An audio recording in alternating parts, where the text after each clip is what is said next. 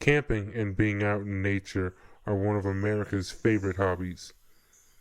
People love to be outdoors exploring the country's many vast national parks, mountains, and woods. It is considered a time of peace and harmony where people can really connect with the earth. However, when the sun goes down, things can take an unexpected turn. On these adventures, it is a common occurrence to find yourself sitting next to a fireside. Maybe you and your friends are roasting marshmallows and making s'mores. Maybe someone has a guitar and is strumming their favorite tune. It's possible some alcohol and drugs are involved in the festivities. In any case, oftentimes, you and your friends might find yourself taking turns telling ghost stories. This is one of those stories. When people think of ghosts, they oftentimes think of people who died many years ago and now haunt the present times. However, this story begins and ends within the past year. In October 2023, two brothers were rummaging through their grandparents' attic. Both had recently gone missing in a very mysterious way. Their grandfather was a pilot in the war, and when he was discharged, he continued to fly as an amateur airplane enthusiast. He purchased a small personal plane and kept it in a small hangar on his family farm. For many years, him and his wife would go flying together every Sunday morning. It was their tradition, and it carried on even once they were well into their 70s. However, one day they went on their weekly flight and never returned. As they grew older, it was uncommon for the duo to only go out for about an hour or maybe even less. It was custom for the brothers to greet their grandparents upon their landing. As infants, they had lost their parents in a car accident due to a drunk driver, so the two were raised by their elders, and as a result, they were very close. However, on this day, the two brothers were waiting for their grandparents to return, and after 3 hours they grew concerned. They called 911, notified the local air traffic control, called airports, and anyone else who would listen in an attempt to find them. None of them had any record of the flight taking place, and nothing could be found on any navigation or radar. It was as if the second the plane took off to the air, it vanished. Hours turned into days, weeks, and months. The two never returned to their family, and no answers or even hints to what happened ever came to pass. For many months, the brothers refused to accept that their beloved grandparents had simply vanished into thin air. Something had to have happened, and there had to be a logical explanation. Perhaps they were still alive and stuck somewhere. Perhaps they simply flew off into the sunset and landed on some tropical island never to be seen again. The boys did not want to accept their loss. However, in October 2024, a full year had passed, and virtually no sign of their family had shown itself. It was time for the boys to accept that one way or another, they would never see their grandparents again, and it was time to move forward with their lives without them. So they found themselves faced with the task of figuring out what to do with some of their belongings. This is always a difficult task when a family loses a loved one. It was an especially hard task for the boys because they were still struggling with the idea of accepting they even had a loved one to grieve over. Nonetheless, it was time to start doing something with their things. They decided to start in the attic because it contained all of the stuff that people tuck away and would not care as much about if it was gone. They subliminally still had hope that they would hear the hum of that airplane engine and their grandparents would land in the nearby field with an adventurous story to tell. But that hope would never become a reality. The attic contained mostly holiday stuff, the family Christmas tree, along with all the decorations, skeletons and jack-o'-lanterns for Halloween, a few leftover party supplies from last year's New Year's Eve party. It also had old and dusty furniture that the family had replaced but did not want to get rid of, and a few other family mementos. In a box of knickknacks, the brother found something that they did not intend to find. At first, they thought it was an old board game. They quickly realized what they were actually holding was a very old Ouija board. They were in shock, as they did not think that this was the kind of thing their loving and innocent grandparents would own.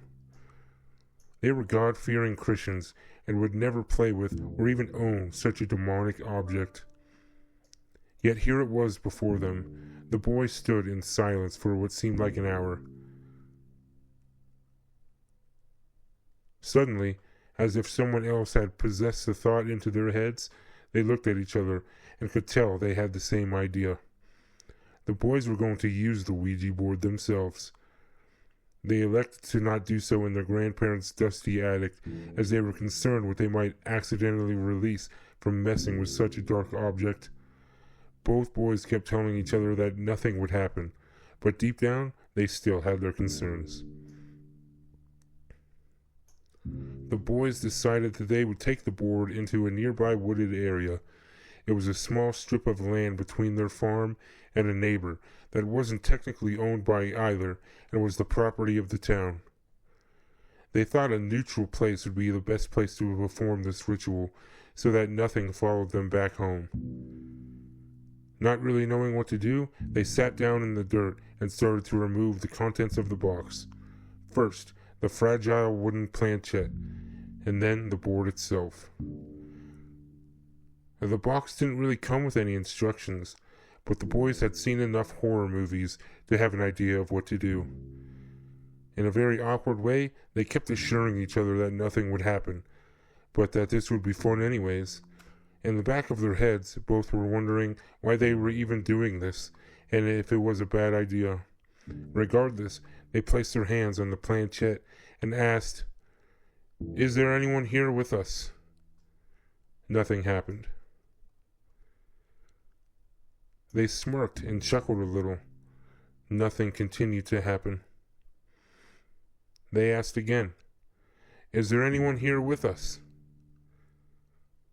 A very awkward silence fell over the woods, and all of the animals fell silent too.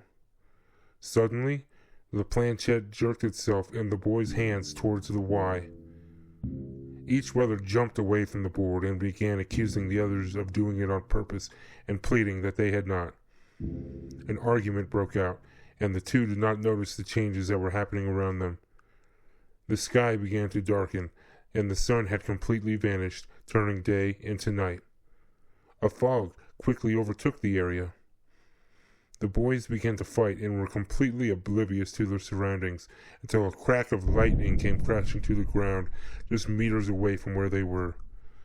They jumped off of each other and were instantly in a state of disbelief at what happened next. The flash of light had blinded the brothers momentarily, and the ringing in their heads was so overwhelming that it took them several seconds before their senses returned. What stood before them left the duo in a state of shock and terror. Their grandparents emerged from the fire that had sparked from the strike, but it was not their human form. Something was very, very wrong.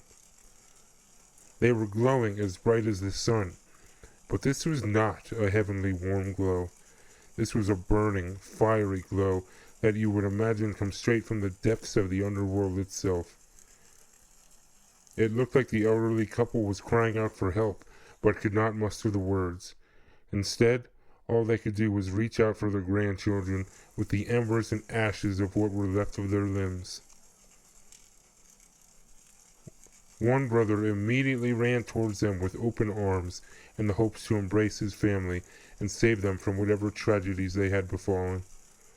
The other brother was frozen like a statue and could not believe with his own eyes what he was seeing. Once the more eager sibling reached his grandparents, he expected a great embrace and an even greater sigh of relief. This was not what took place in that moment. The mysterious figures latched onto their beloved grandchild, and a searing pain immediately took hold of him. The boy's flesh began to burn, and a shriek of pain and terror echoed throughout the woods. He tried to push away from the specters, but it was too late. They had a grip on his body, and they would not let go until he was consumed along with them. The boy fell to the ground and began to reach out to his brother for help. Still frozen, as if he had stared straight into the eyes of Medusa herself, the other boy did not know what to do. Of course he wanted to help his best friend, but he did not want to suffer the same fate, and he was not even sure he could help anyways. So he stood still and stared into the eyes of his family in complete awe. A tear began to roll down his cheek, and for the first time he moved. All he could do was look away and fall to the ground himself. He eventually found himself in the fetal position, and covered in his own tears, there he lay, for what felt like an eternity. The sun began to shine through the clouds, and this hit the neck of the surviving boy. This snapped him out of his trance, and he swiftly jumped up and turned around to where the tragic affair had taken place. Nothing was there. No trace of his grandparents or his brother. No trace of a lightning strike, or even any severe weather. It was as if nothing had ever happened, and the sun had been shining bright the whole time. The boy glanced downward and saw the Ouija board and planchette at his feet. While he did not want to admit it, he knew that what the brothers had done was something dark and evil. At this moment, he truly knew that his grandparents had befallen a great tragedy. If they were summoned from the board, then they must truly be gone forever. However, now the brother had made a grave mistake and lost his other half as well. He did not know how any of it had happened, but he knew they were all gone for good. Again, he fell to the ground in tears. He stayed there for almost a day in a state of depression that left him lifeless. Nighttime finally fell. The boy knew he had to do something. In his head, he had been contemplating what to do for hours, but could barely comprehend what had even taken place. He stood up and slumped back to the family farm like a zombie, and left the Ouija board where it lay. He returned with a shovel and began striking the ground as hard as he could. After about an hour, he had a hole about a foot deep in the ground. He grabbed the Ouija board and its content, put them back in the box that he had found in the attic, and threw the box into the hole as hard as he could, with a great whimper of both relief and terrible pain, and began to cover it with the removed dirt. Once the deed was done, he went back to his farm and never spoke of the incident again. In fact, he never spoke again. He never spoke another word until his death. The event had traumatized his brain to the point where he was unable to speak. The young boy turned to a man, and eventually an old man. He spent his life wondering what took place on that fateful day. What happened to his grandparents? Were they abducted by aliens? Did they crash? Did they just leave their old lives behind them? And what happened to his brother? Was he dead or alive? Consumed by a Ouija board?